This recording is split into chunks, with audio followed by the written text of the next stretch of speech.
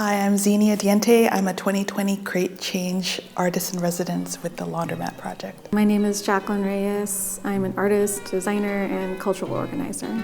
The project is Little Manila Queens Bayanihan Arts, and our project over the past year is connecting artists with local businesses and activating many public art interventions.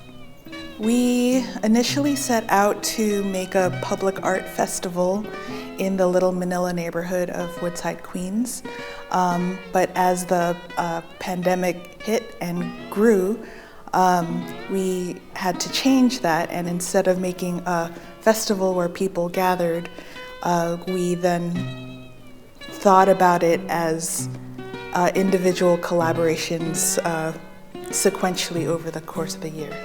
In January, we actually started meeting with Amazing Grace Restaurant and proposed the idea of having this mural on the corner of 69th and Roosevelt Avenue. In the Filipino community, it's a place that everybody wanted a mural, but for many different reasons it never manifested.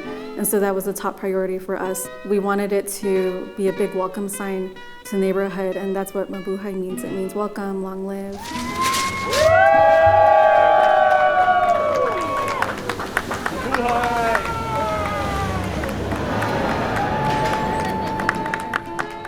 The next idea or project activation was Cynthia Alberto.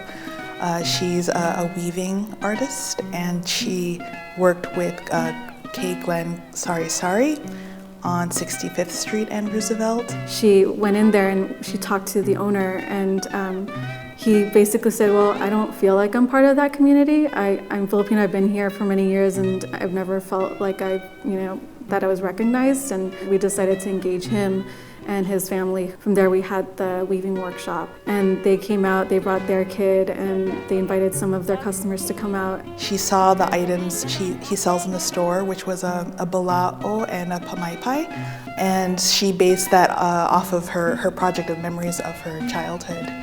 And she made a public weaving workshop across the street. We then turned it into a community installation at the store. That was a really great, organic way of developing an art activation there. The initial project intent was representing Filipino-Americans in public space through our mediums of art and culture and community building. In order for us to do the projects, it was about building individual relationships, building teams, and sometimes coalitions. As a cultural organizer, I think a lot about what it means to decolonize art making. In the Filipino culture, traditionally artists were like spiritual workers, knowledge bearers, the culture bearers.